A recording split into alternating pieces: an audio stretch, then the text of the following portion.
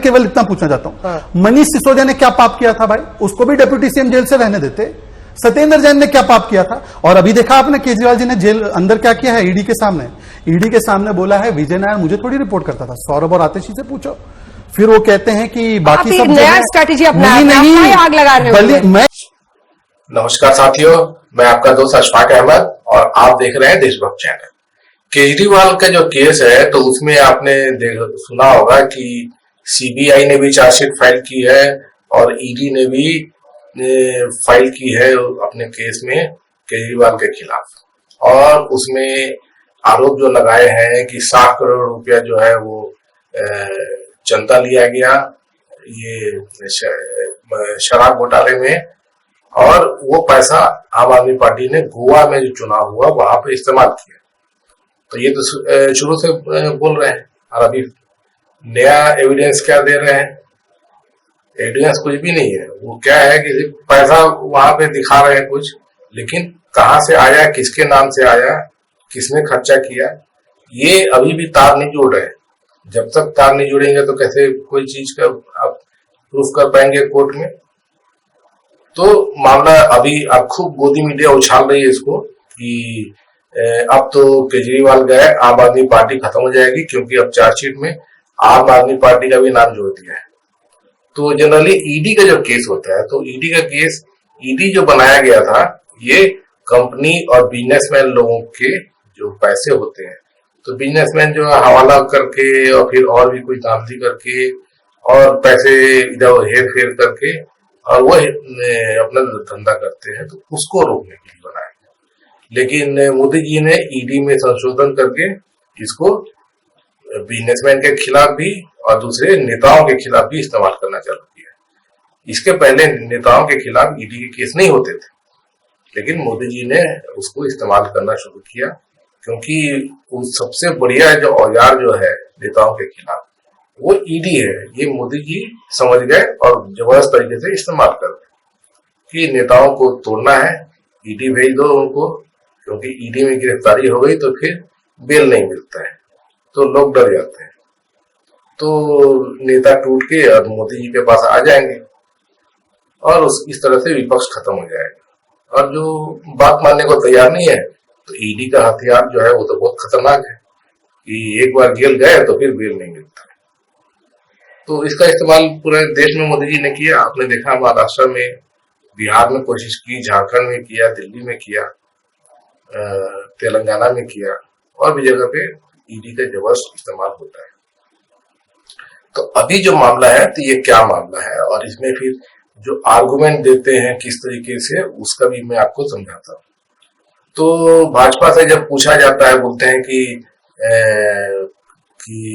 ED का जो case है तो इसके आप लोग जबरन लगाते हैं और ईडी को मोदी ही चला रहे हैं।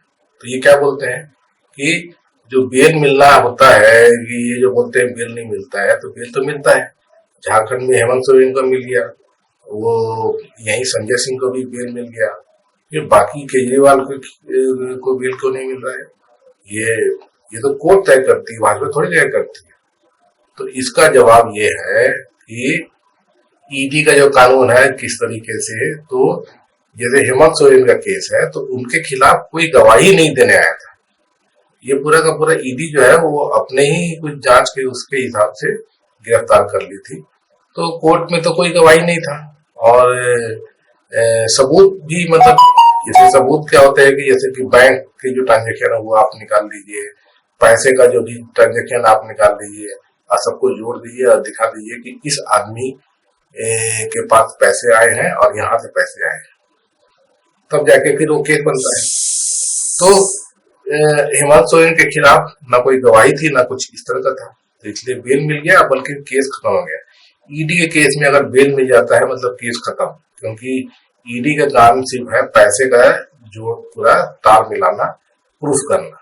तो अगर वो तार नहीं मिलते हैं तो मतलब केस खत्म, कुछ बचता ही नहीं है। तो ये जो अब दिल्ली की बात आ गई, ये तो दिल्ली में क्या हुआ है कि जैसे संजय सिंह है तो उनके खिलाफ कोई गवाही नहीं दिया था, तो इसीलिए उनको बेल मिल गई और केस समझ ली कि खत्म ही है उनका। अब अरविंद केजरीवाल और सिसोदिया ये क्यों जेल में है, इनको क्यों नहीं बेल मिल रहा है, तो वजह ये है कि एक शरद रेड्डी था, है मतलब, और 4 और गवाह। तो इन लोगों को मोदी जी ने, ये सब बिजनेसमैन थे, तो मोदी जी ने इन लोग से चंदा मांगा होगा, तो इन लोगों ने चंदा देने से मना कर दिया। तो मोदी जी ने ईडी लगा दिया इनके पीछे, और ईडी ने इनको पकड़ के जेल में डाल दिया। तो जेल से निकलना मुश्किल, 6 महीना जेल में रहे। तो फिर उनके बाप लोग दौड़े आए कि बेटे को छोड़ दीजिए, तो बोले कि आपको आप चंदा दीजिए और केजरीवाल के खिलाफ गवाही दीजिए। तो उन्होंने बात मान ली, तो चंदा भी दिया 60 करोड़ रुपया शरद रेड्डी ने मोदी जी के जो इलेक्टोरल बॉन्ड में, और उसके बाद में फिर गवाही भी दी केजरीवाल के खिलाफ। तब जाके फिर मतलब केजरीवाल के खिलाफ केस बनता है। सिसोदिया का भी वही मामला है। तो चूंकि गवाही है, तो इसमें क्या है कि थोड़ा सा कॉम्प्लिकेटेड हो जाता है। फिर उस गवाही का जो है पूरा हिसाब किताब मतलब ये लेना पड़ता है। तो उसमें जो गवाही है, तो पहले तो ये है कि आप PMLA कोर्ट में है, आपने गवाही दिया है, तो वो सुप्रीम कोर्ट बोलता है कि वो मान्य नहीं है, वो कॉमन कोर्ट हमारे सुप्रीम कोर्ट में आके गवाही दे तब मानेंगे। पहली बात तो ये है। और दूसरी बात ये है कि जो ये जो केस है, तो इसमें लगातार जो ईडी जो है वो बेल देने से मना कर रही है। मतलब बेल जब भी एप्लीकेशन आता है तो बेल अड़ जाती है, ईडी की बेल नहीं मिलना चाहिए। तो ये इस पे सुप्रीम कोर्ट ने कल ही बहुत जबरदस्त टिप्पणी की है। खुद चंद्रचूड़ साहब ने कहा है कि कोई भी केस हो तो उसमें मतलब कि हमारा जो कानून है, तो बोलते हैं कि जब तक अपराध सिद्ध ना हो तो कोई भी अपराधी नहीं। लेकिन ईडी के केस में ऐसा है कि जब तक आप खुद अपने आप को पाक साफ ना साबित कर पाए, आप अपराधी है ना। ऐसे ही तो है केस, इसीलिए बेल नहीं मिलता है। तो चंद्रचूड़ साहब ने कहा है कि ऐसा कब तक चलेगा। कुछ केस में 4-4 साल से लोग जेल में बंद हैं और ईडी जो है अपोज करती रहती है उनका बेल। तो ऐसा थोड़ी चलेगा। उनके खिलाफ आप दिखाइए सबूत, और नहीं तो बेल दीजिए। तो ये मामला जो है कुल पकड़ लिया है। जो PMLA केस में जो बेल नहीं मिलने वाला जो चीज है, इस पे अब सुप्रीम कोर्ट जो है इस पे कुछ रिव्यू भी करेगा और इसको बदल भी देगा, क्योंकि सुप्रीम कोर्ट कोई भी कानून बदल सकता है, उसके पास अधिकार है। तो इसका दुरुपयोग मोदी जी करते हैं और जबरदस्त तरीके से कर रहे थे। तो उसका लेकिन खामियाजा ये है कि भाई को जो कानून है, तो कभी ना कभी तो कानून जो है वो अपना काम करेगा। कब तक मोदी जी जो है वो खींचते रहेंगे। मोदी जी का ये था कि इतने दिनों में तो कोई भी आदमी जो है वो तो डर के मारे कैसे भी वो मोदी जी की बात मान लेगा, और उसके मोदी जी चाहेंगे वही हो जाएगा। मोदी जी चाहते हैं कि विपक्ष खत्म करो, जैसे आम आदमी पार्टी को ही खत्म कर दो। तो ये बात है। तो केजरीवाल का जो केस है और सिसोदिया केस है, तो उसमें ये गवाही वाला चक्कर है, इसलिए उनको टाइम कर।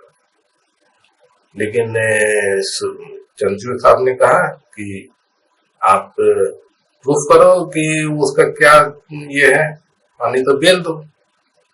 तो ईडी फंसी हुई है और ये सुनवाई जितनी भी होगी सिसोदिया की और केजरीवाल जी की, तो इसमें तो मतलब कि उनके खिलाफ सबूत है भी नहीं। अब सिसोदिया 2 साल से जेल में है, क्या सबूत है।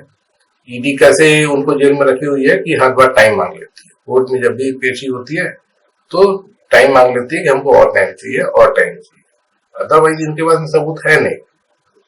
तो इस कब तक चलेगा ये भी चीज है। तो सुप्रीम कोर्ट ने कहा है कि इस तरह से तो नहीं हो सकता है कि किसी को जबरन आप जेल में डाले रखो। तो उसकी आप या तो बेल दो या हम मतलब आप कुछ ना कुछ करेंगे। ये सब मामला है।